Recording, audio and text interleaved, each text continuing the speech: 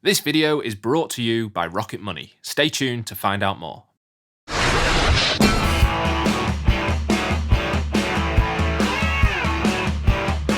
Following the 1-2 punch of Iron Man and the Incredible Hulk, 2010 brought us the MCU's first sequel, Iron Man 2.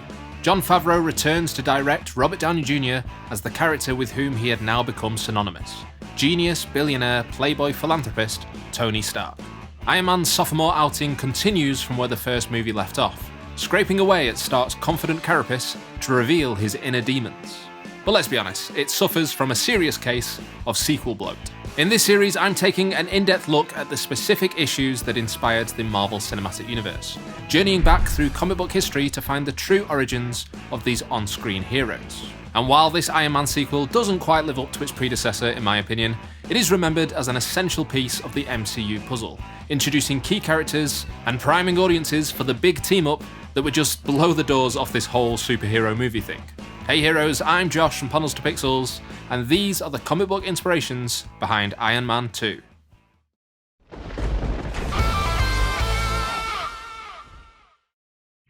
Tony Stark, aka Iron Man, first appeared in Tales of Suspense issue 39, cover dated March 1963. Created by writers Stan Lee and Larry Lieber, and artists Don Heck and Jack Kirby, Stark is a wealthy industrialist and genius inventor who constructs a powered suit of armor to save his own life and escape captivity. But with the Armored Avengers origin story well taken care of in the first movie, Iron Man 2 was free to draw on decades of comic books to shape its plot. The central antagonist of the film is Whiplash, real name Ivan Vanko, a Russian science wunderkind who serves as a broken mirror version of Tony Stark. Feeling that he is the rightful heir to Stark's fame and fortune, Vanko replicates the arc reactor technology to create electric whips, thus becoming the most certified freak in the MCU. Portrayed in the film by Mickey Rourke, this version of Whiplash is actually an amalgamation of two comic book characters, Whiplash, duh, but also Crimson Dynamo. The Crimson Dynamo debuted in Tales of Suspense issue 46, cover dated October 1963. Anton Vanko, a Russian scientist, created the Crimson Dynamo armor under duress from the Soviet government. In the movie, Anton Vanko is Whiplash's father, and while there's no suggestion that he had ever been the Crimson Dynamo in the MCU, he is revealed to be a former Stark Industries employee who was erased from the company's history, leading his son to seek revenge.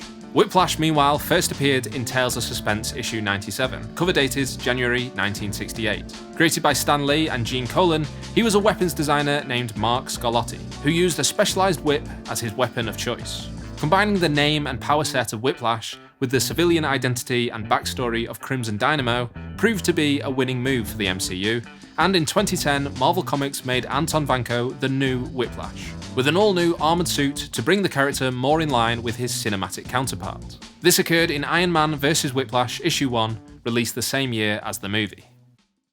So two comic book storylines that we touched on in my previous video, which covered the comics that inspired the first Iron Man film, were Demon in a Bottle and Armor Wars. And it's hard not to bring these stories up when talking about the character, honestly. Both written by David Michelinie and Bob Layton, they are some of the most influential, character-defining, and widely recommended Iron Man tales ever told. Demon in a Bottle is a 9-issue arc that ran from Iron Man issue 120 to 128, and dealt with the hero's battle with alcoholism. During early development of Iron Man 2, Jon Favreau told the LA Times that the sequel would explore Stark's drinking problem. However, studio executives were reportedly concerned with how an alcoholic Iron Man could affect marketing and merchandising, and Robert Downey Jr. later clarified that the film was not a strict adaptation of Demon in a Bottle, but instead represented a Tony Stark somewhere between his origin and his descent into full-blown alcoholism.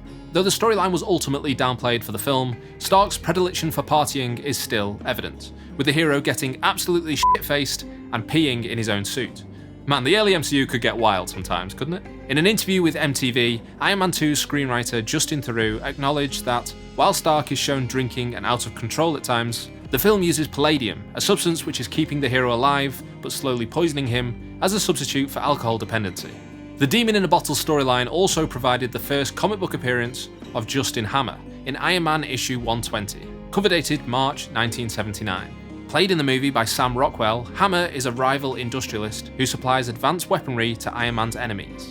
In the film, Hammer's underhanded tactics and desire to one-up Stark mirror his comic book counterpart's relentless scheming.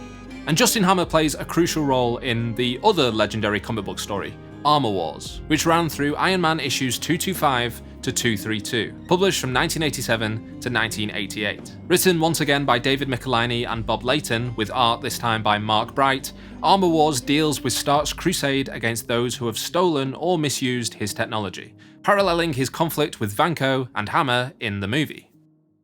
Now, you don't become a genius billionaire like Tony Stark without looking after your finances, and this video's sponsor, Rocket Money, can help you do just that. Rocket Money is the personal finance app that helps you cancel subscriptions, lower bills, and better manage your money. I don't know about you guys, but I find it really hard to keep up with all the subscriptions I'm signed up for. Everything is a subscription nowadays, whether it's streaming services or editing software in my case, or apps on my phone even. And they draw you in with those free trials, hoping you'll just forget about that little bit of money coming out of your account every month. But, you know, it all adds up, right?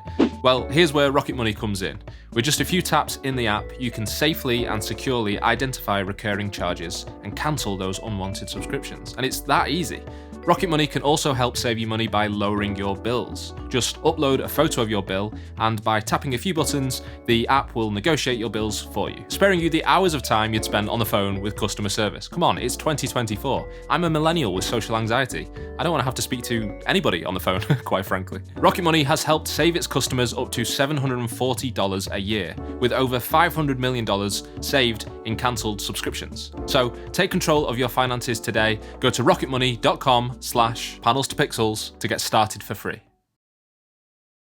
Iron Man 2 is now perhaps best remembered for its introduction of Natasha Romanoff, aka Black Widow, as played by Scarlett Johansson. Black Widow first appeared in Tales of Suspense issue 52, cover dated April 1964, created by Stan Lee, Don Rico, and Don Heck. Initially introduced as a Russian spy and antagonist, she would eventually become a key member of the Avengers and a close ally of Tony Stark. In Iron Man 2, Black Widow is revealed to be an undercover S.H.I.E.L.D. agent, tasked with assessing Stark's suitability for the Avengers Initiative. The character was first recruited by S.H.I.E.L.D. in the comics in Avengers issue 38, cover dated March 1967, in which she serves as a double agent behind the Iron Curtain. From then on, the Black Widow became a frequently recurring character in the Marvel Universe, and even got a costume redesign in Amazing Spider-Man issue 86, cover dated July 1970. This new design, which featured shoulder-length red hair and a skin-tight black suit, was created by artist John Romita, and will become the de facto look for the character going forward, including in the Marvel Cinematic Universe. Even the alias Black Widow uses while working undercover at Stark Industries, Natalie Rushman, has its origins in the comic books, as Nancy Rushman was an identity she assumed in Marvel Team Up issues 82 to 85 in 1979. And you know, we can't forget about War Machine, aka James Rhodey Rhodes, played here by Don Cheadle. Rhodes first appeared in Iron Man issue 118, cover dated January 1979. Created by David Michelinie, John Byrne, and Bob Layton, Rhodey was Tony Stark's pilot and confidant, who eventually dons the War Machine armor. But that War Machine armor was first worn by Tony Stark in Iron Man issue 281, cover dated June 1992. And then just a few issues later, in Iron Man issue 284, Rhodey suits up after Tony's apparent death. In truth, this was the second time Rhodes had assumed the mantle of Iron Man in the comics, as in Iron Man issue 169, he dons the armor to cover for Stark, who is in the midst of his battle with alcoholism, which is not totally dissimilar to the way in which Rhodes suits up to confront his drunken friend in the movie. Speaking of suiting up, one of the most memorable sequences in Iron Man 2 occurs at the Monaco Grand Prix, where Whiplash confronts for the first time a defenseless Tony Stark. Fortunately, Happy Hogan and Pepper Potts arrive just in time to deliver a briefcase that transforms into one of the coolest looking Iron Man suits in any of the movies, in my opinion. Now, the idea of Stark being able to covertly pack down his armor to fit inside a briefcase goes all the way back to the character's second appearance in Tales of Suspense issue 40. But for me, the most iconic instance of the briefcase suit saving old Shellhead's skin is in Iron Man issue 118, where Stark is thrown unconscious from a S.H.I.E.L.D. helicarrier, but awakens and is able to suit up from his case mere inches before hitting the ground. Oh, and by the way, Tony Stark entering the Monaco Grand Prix also finds its basis in the comics, as in Tales of Suspense issue 45, the armoured industrialist enters his Stark special into the Indianapolis Speedway, before crashing and being rescued from the fiery wreck by Happy Hogan. At the heart of Iron Man 2 is a story about sons stepping into their father's shoes. Just as Tony Stark attempts to preserve, and in some ways wipe clean, the legacy of his father Howard, so too does Ivan Vanko want to reinstate his father's place in the history books. Howard Stark first appeared in a flashback in Iron Man issue 28, cover dated August 1970. Presented here as a ruthless businessman and stern father, it's from Howard that Tony Stark inherited his brilliant intellect, but also some of his less desirable qualities. Just like in the MCU, Howard Stark and Tony's mother Maria die in a car crash, and though his shadow doesn't loom as large as, say, Peter Parker's Uncle Ben or Bruce Wayne's parents, he is nonetheless an integral part of the Iron Man mythos. And finally, we can't talk about important people in Tony Stark's life without mentioning his longtime love interest and sometimes babysitter, Pepper Potts. In this movie, Gwyneth Paltrow's Potts is appointed CEO of Stark Industries. And this had actually happened in the comics just a year before the movie came out, in Invincible Iron Man issue 10, cover dated April 2009. Pepper also suits up as Rescue for the first time in this issue, but that'll have to wait for a future video. The comics that inspired the MCU is a film-by-film journey through comic book history to find the true origins of these on-screen heroes. To watch the other videos in this series, click the playlist on screen now, and I'll see you over there.